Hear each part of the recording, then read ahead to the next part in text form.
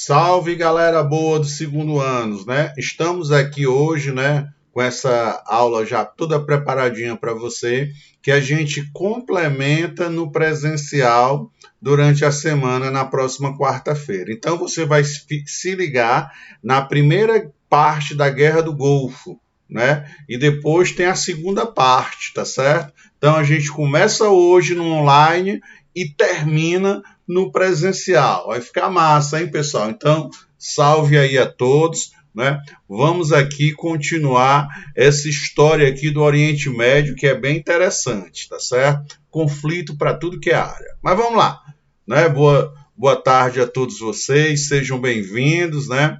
Não esqueçam de no final botar aí um gostei pra gente, para ajudar. Quem ainda não se inscreveu no canal, se inscreve aí, bota um comentário, mas não esquece de dar um joinha lá para ajudar a gente, tá certo? E se inscreve também aquele aluno que não tiver ainda sua inscrição no nosso canal aí para divulgar a geografia. Mas vamos aqui ao que interessa, né? Bom, a Guerra do Golfo, né, ela acontece logo após, né, o conflito, né, Irã-Iraque. Vamos só lembrar, né? A gente falou primeiramente de quê, pessoal? Da questão da Palestina, né? Os árabes, né, contra os judeus, região da Palestina. Depois, falei da Revolução Islâmica em 1979, com a chegada do poder do Ayatollah Khomeini, tirando do poder o Shah Reza Pahlavi. Os Estados Unidos ficam pé da vida, colocam o Irã como país pertencente ao eixo do mal. Beleza, tá certo? O estado vizinho, né, que tinha um presidente sunita, Saddam Hussein, apoiado, né, por países árabes, como a Arábia Saudita, como os próprios Estados Unidos, inventam um conflito por questões territoriais com o Iraque. Entra em conflito, são quase 10 anos de conflito, né, onde nenhum dos dois sai vencedores, né? Grandes percas dos dois lados, endividados, só que o Iraque, né, levou a pior ainda, tá certo? Bom, dentro desse contexto, pós-derrota, tá certo, da guerra Irã-Iraque, é que vai se desenvolver, né, essa trama, né, chamada Guerra do Golfo, tá certo? Então vamos lá, né, ao conteúdo da aula de hoje, tá certo? Na década de 90 aconteceu a famosa Guerra do Golfo, né? Quando eu falo esse Golfo, é o que? O Golfo Pérsico, ali no Oriente Médio, que vai estar, né, separando o Irã, não é, da Arábia Saudita, o Kuwait. A gente vai ver já já a imagem dessa região, que nós vamos chamar de Golfo Pérsico. Então, houve a primeira Guerra do Golfo naquela região. E o objetivo é você entender, né, o que foi este processo aí, tá certo? Bom, essa guerra é uma guerra relativamente rápida, né? Ela vai durar de agosto de 90 a fevereiro de 91, né? Essa guerra, de início, ela vai ter exatamente o Iraque e o Kuwait. E percebam, os dois são grandes produtores mundiais de petróleo, tá certo? Os dois têm acordos econômicos, né, com o petróleo mandando para os Estados Unidos. Então, os Estados Unidos, né, vai estar super interligado nessa situação. Dentre outras nações, entraram no conflito nela quem? Lógico quem, amigos? Estados Unidos, tá certo? Vamos lá. Bom, tá aqui, ó, a região do Golfo Pérsico, né, que a gente tinha comentado. Aqui eu tenho o Irã, tá certo? Deixa eu pegar aqui, deixa eu voltar, pegar aqui a canetinha, vamos lá. Isso. Eu tenho aqui o Irã, né, ó, que aqui nós tivemos a Revolução Islâmica, aonde os xiitas, né, tomam o poder com Ayatollah Khomeini. Aqui no Iraque eu tinha um governo sunita, tá certo? Aqui na Arábia Saudita, né? Arábia Saudita, eu tenho também um governo que sunita, tá certo? Então a guerra Irã-Iraque, né, é exatamente o que? a preocupação desses países de origem sunita com que essa ideia do Irã, da Revolução Islâmica, se espalhe no restante dos países árabes, tá certo? Ao final, né, de quase 10 anos de conflito, onde os Estados Unidos vendem armamento para os dois lados, né, é o escândalo do Irã contra, tá certo? Iraque vai ficar financeiramente o quê? Ruim das pernas. Então, é dentro desse contexto, né, que o Iraque, né, vai ter a ideia, vamos já entender por quê, de invadir um paísinho pequeno, mas produz petróleo que não é brincadeira, tá certo? Então, a primeira guerra do Golfo vai ser exatamente isso, a invasão do Iraque em quem? No Kuwait, tá certo? Só um detalhe aqui, né? A próxima Copa do Mundo tá aqui, ó, no Catar, certo? Em pleno Golfo Pérsico, tá certo? Região estratégica produtora de petróleo mundial, tá certo? Vamos lá. Tudo começou quando o presidente iraquiano Saddam Hussein, tá certo? E agora olha o perigo, né? Existem muitos xiitas, né, no Iraque, mas quem governava era o quê? Um sunita, Saddam Hussein. Saddam Hussein, acusou, né, que o Kuwait, tá certo? A treta começa aqui.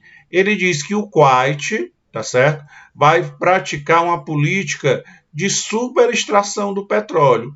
Com isso, vai causar o quê? Uma queda nos preços, prejudicando o quê? A economia iraquiana, que estava ruim devido à guerra contra o Irã. Lembra? A lei da oferta e da procura. Se eu tenho muito produto no mercado, o que é que acontece com o preço? Cai lá para baixo. Se eu tenho pouco produto no mercado, o que é que acontece com o preço? Vai lá para cima. Então, a OPEP, que é a Organização dos Países Exportadores de Petróleo, né, criada ali no Oriente Médio, ela tem essa política de controle de preço. Tem vezes que ela manda, vamos produzir muito, vamos produzir pouco. Com isso, há uma variação de preço, né? O Iraque, com problemas econômicos, ele acusa o Kuwait de produzir muito petróleo. Se produz muito petróleo, o que é que acontece com os preços? Os preços têm o quê? Uma caída. Então, o primeiro fator foi alegando isso. Juntamente com isso, né, ele lembra de questões históricas, né, anteriores, né? Porque, como a gente já falou em aulas anteriores, a maior parte dos países do Oriente Médio, eles foram criados, né, como foi na África, tá certo? Então, questões históricas que diziam que a região do Kuwait anteriormente pertencia ao Iraque, né? Então, o Saddam Hussein reivindicava uma indenização por aquele território não pertencer mais ao Iraque, né? Quem denominou boa parte daqueles países na região foi exatamente quem? A Inglaterra. Então, o Iraque, durante muitos anos, né, ele foi dominado pela Inglaterra, tá certo? E deixou essa bombazinha armada aí para depois. Então, alegando questão de desvalorização do preço do petróleo, questão rivalidades históricas, tá certo? Com o Kuwait. O Kuwait disse, não, cara, de boa, não tem nada a ver, segue tua vida que eu vou seguir aqui a minha. O que passou, passou, e a política de petróleo, quem decide é o meu país, eu tenho autonomia e soberania para fazer isso, tá certo? Bom, o Kuwait, né, não aceitou essas alegações do Saddam Hussein, né? E o que aconteceu? O Iraque, as tropas iraquianas, comandadas por Saddam Hussein, invadem o Kuwait, tá certo? Então, com a alegativa daquele território pertencer historicamente a eles e reclamar da desvalorização do preço do petróleo, né? O Iraque de Saddam Hussein, ele invade o Kuwait, né? Lembra que o grande objetivo do Kuwait era se apossar, né, das grandes reservas de petróleo do Kuwait, né, visto que ele não estava o quê? Bem das pernas. A atitude de Saddam Hussein, pessoal, mobilizou o mundo todo, o pessoal com uma preocupação com o Kuwait, né? Na verdade é porque é grande produtor de petróleo, né? Então, vários países liderados por quem? Por quem? Olha o salvador da pátria, né? A grande potência capitalista que está preocupado com seus interesses próprios, não com o da humanidade. Mas o discurso é outro. Estados Unidos se uniram, né, para tentar reverter este quadro. Os norte-americanos estavam desesperados. Por quê? Porque com a Guerra do Golfo, né, o Golfo Pérsico foi fechado e eles perderam seus maiores fornecedores de petróleo, o Iraque, o Kuwait e fora. Vamos voltar aqui, né? Ó.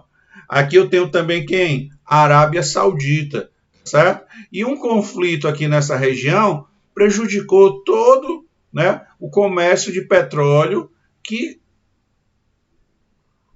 existe aqui na região do Golfo Pérsico, tá certo? Então veja a preocupação dos Estados Unidos, né, com essa região estrategicamente localizada no Oriente Médio. Como eu disse para vocês, foi uma guerra relativamente curta, tá certo? Começa em agosto, vai terminar em fevereiro do ano seguinte. Em 28 de agosto, o Iraque faz o Kuwait a sua 19ª província, ele vai anexar, né? E isso aumentou a pressão, né, dos americanos junto à ONU, né? Lembra, a ONU tem um órgão máximo que é o Conselho de Segurança, né? Onde eu tenho os membros permanentes e os membros rotativos. Se os membros permanentes decidirem alguma coisa, os 5, né, o restante só tem direito à voz, né? E os Estados Unidos, com sua lábia, consegue a autorização do Conselho de Segurança para organizar, né, uma coalizão, né, de exército das grandes potências para lutar em defesa do Kuwait. Olha aí que coisa bonita, tá certo? Então, os americanos, junto à ONU, né, conseguem a autorização de uso de força contra Saddam Hussein, tá certo? Em 29 de novembro, a ONU autoriza um ataque contra o Iraque e estabeleceu o prazo até dia 15 de janeiro para que o exército iraquiano se retirasse do Kuwait. Lembrando que essa foi uma guerra espetacular, tá certo? Onde os principais meios tecnológicos foram utilizados pela primeira vez. A guerra, ela passa ao vivo na televisão, né? Muitos instrumentos, né, que hoje são comuns foram utilizados pela primeira vez, tipo quem? O GPS. O GPS é usado em larga escala a partir o quê? Da Guerra do Golfo. Depois ele é vendido comercialmente, tá certo? Com todas as tentativas de paz fracassam, no dia 17 de janeiro de 91, um gigantesco ataque aéreo foi iniciado. Em pouco tempo, Iraque estava o quê? Destruído. Bagdá, ó, desapareceu do mapa, né? Onde os Estados Unidos mostram, né, toda a sua força bélica, né, juntamente com o aparato da imprensa, sendo a primeira guerra que foi televisionada ao vivo para o mundo todo, tá certo? Ó, Bagdá em chamas, né, ataques, né, ao Iraque com o objetivo, né, de enfraquecer o país para ele se retirar do Kuwait, certo? No dia 28 de fevereiro, né, o presidente norte-americano George Bush, o pai, e depois teve outro George Bush, mas era o filho, declarou cessar-fogo, né, no Iraque, né? Lembra que eu disse que a guerra foi curta, né, de agosto a fevereiro, tá certo? Mas o Iraque mesmo só levantou a bandeirazinha branca em abril, mas os ataques cessaram, tá certo? Centenas de pessoas morreram, dentre elas civis, né, e militares, né? Milhares de mísseis foram usados e o mundo presenciava pela primeira vez uma guerra com cobertura total da mídia, né? A TV transmitia às vezes ao vivo, né, bombardeios, mortes, destruição, parceria do exército americano com redes de televisão. Ó, nós vamos fazer um ataque em tal região, prepara as câmeras, né? E as câmeras lá, tudo já na perspectiva que seriam jogados mísseis, o que ia acontecer. Foi um espetáculo midiático, né, a Primeira Guerra do Golfo, né? O Kuwait, ele perde quase 10 milhões de dólares, né, com a queda de produção de petróleo, né? Mas voltou a ser independente, né? O Kuwait ele sofre naquele momento, mas depois ele vai se reconstruir. O Iraque sofreu sanções econômicas dos Estados Unidos, né? E os Estados Unidos conseguiram despertar o ódio em muita gente, né? Que ele se meteu lá no meio da treta, tá certo?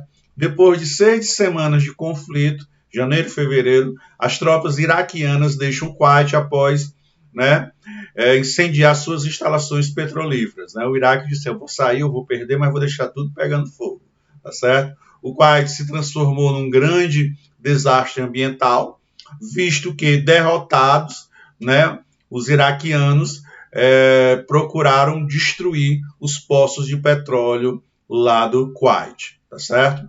A nuvem negra de cerca de 50 poços de petróleo em chamas e o gigantesco derramamento de óleo no litoral produziu uma profunda degradação do ar, dos recursos marinhos e do solo. A imensa, enorme mancha de petróleo na costa do país era ameaça constante aos pássaros e outros animais, né? Como eu disse para vocês, o Iraque perdeu, mas antes de sair, né, vou deixar aqui minha marca. Já que eu não vou ser dono dessa área, eu vou tentar destruir o máximo possível. E assim fez, tá certo? Para os americanos, a Guerra do Golfo nunca terminou, pois depois desse processo, o grande objetivo era prender Saddam Hussein, tá certo? Que não foi realizado no momento. Os Estados Unidos nunca aceitaram a petulância do ditador e estavam esperando uma nova chance para pegar Saddam Hussein, tá certo? Bom, a gente vai passar aqui um vídeo falando um pouquinho desses acontecimentos e principalmente conhecendo um pouco dessa figura, né, histórica no contexto da geopolítica mundial, que é chamado quem? Saddam Hussein. Vamos aqui acompanhar, né? No final a gente faz um pequeno comentário aí, tá certo?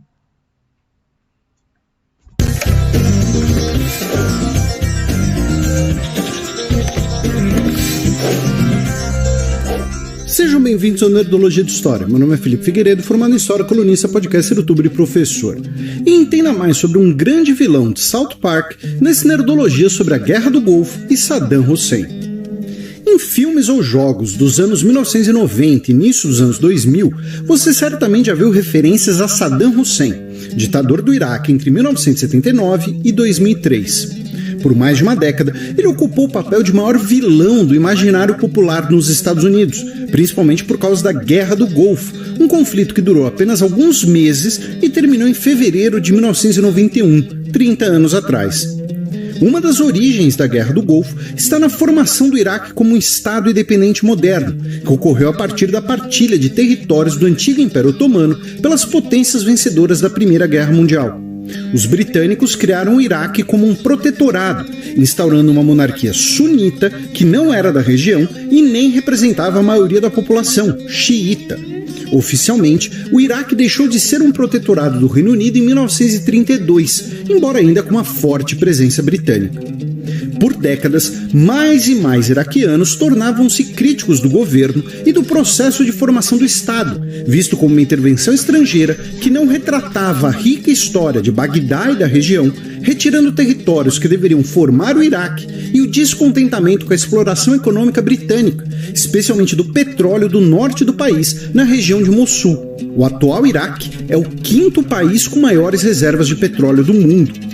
Esse descontentamento fez com que surgissem diversos movimentos políticos contra a monarquia e os britânicos, desde um grupo de militares fascistas que desejavam uma aliança com o eixo durante a Segunda Guerra Mundial, até grupos socialistas que queriam se aproximar da União Soviética após o conflito.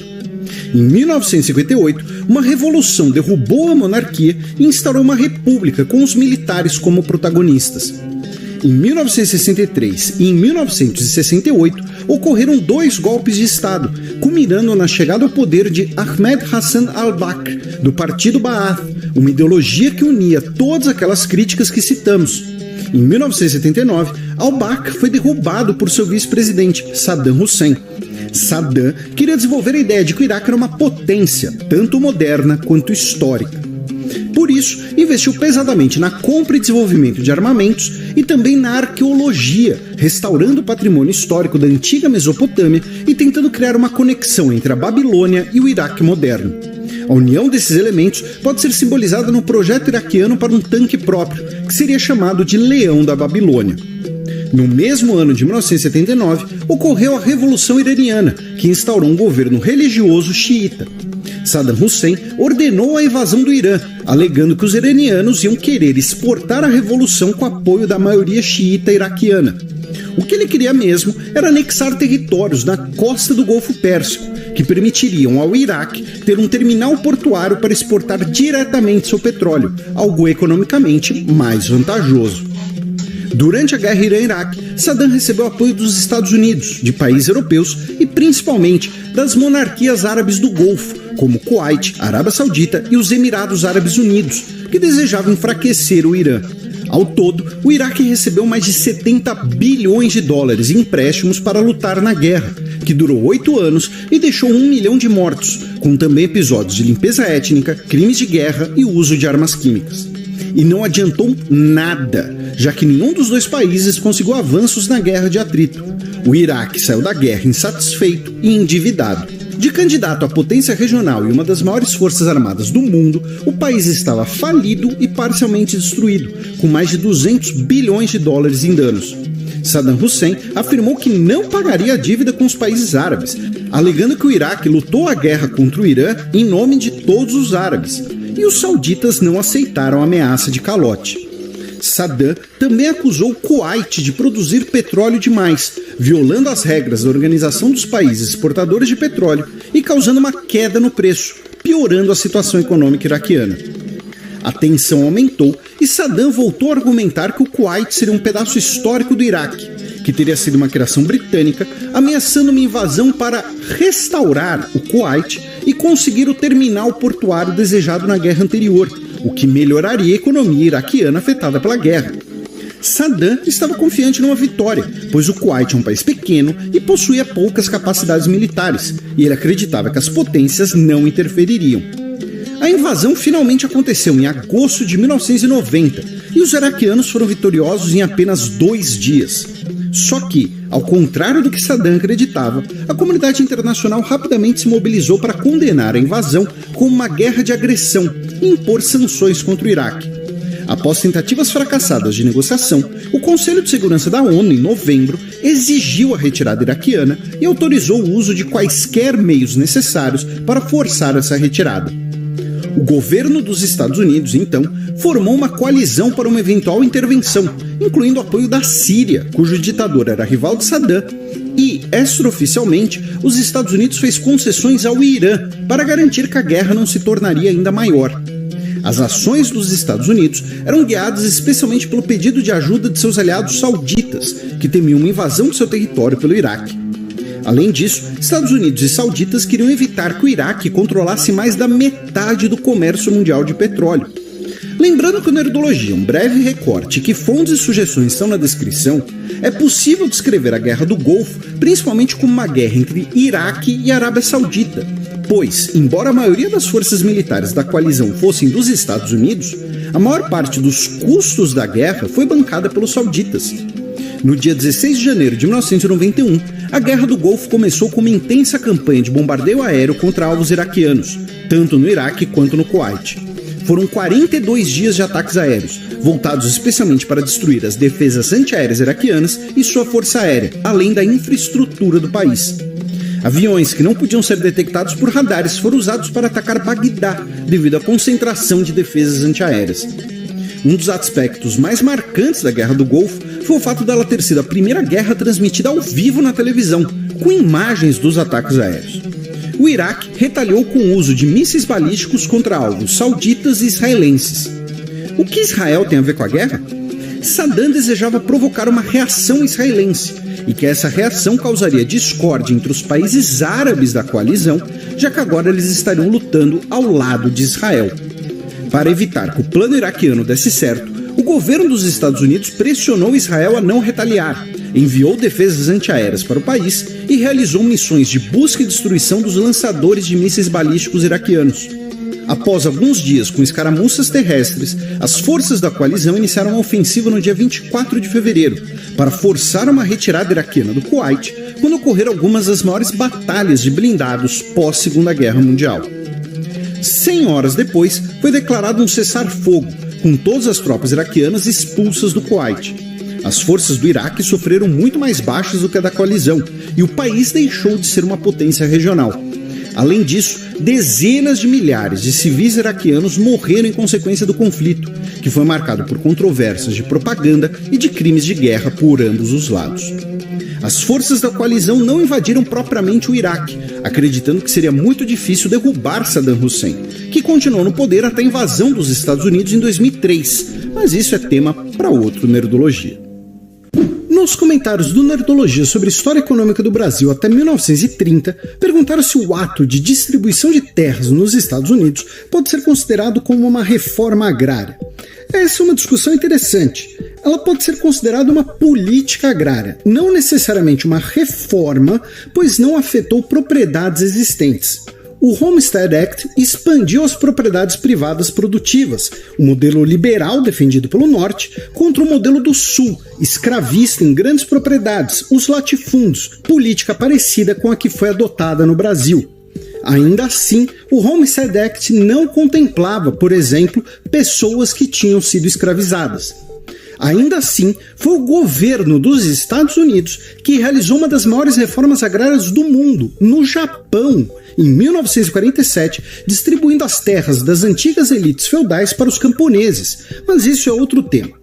Perguntaram se a Bolsa de Valores brasileira também negociava pessoas escravizadas, como a dos Estados Unidos. A Bolsa de Valores propriamente dita em São Paulo, não, até por ter sido fundada depois da abolição. Mas as praças de comércio de Salvador e do Rio de Janeiro, sim, também negociavam.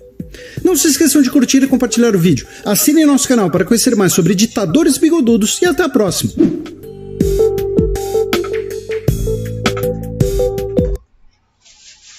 Bom, assim, pessoal, a gente encerra o nosso encontro de hoje. Lembrando que na semana, na quarta-feira, nós vamos falar da outra guerra do Golfo, né? O final de Saddam Hussein, tá ok? Então, todos, uma boa tarde, né?